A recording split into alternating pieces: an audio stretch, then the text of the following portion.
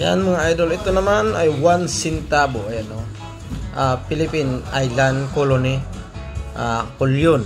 Ayan, leper. Isa po itong aluminum mga idol. Ayan, no? May year po siyang 1913. Ayan, no? At napakahirap po nitong hanapin mga idol, yung ganitong barya. Ayan, ganito po. May halaga po itong 2K pataas. Depende po yan sa ganda. Mas mataas pa po. O maabot po minsan ng 20K or 10K pag ganito po na 1 centavo, basta maganda po talaga mga idol. 10K pataas po pag maganda, pero pag ganito medyo hindi na po maganda, ay medyo mura po siya mga idol. Ganitong barya. Pero pag maganda po, yan, tandaan nyo po lagi, pag maganda yung coin, maganda po yung presyo nya.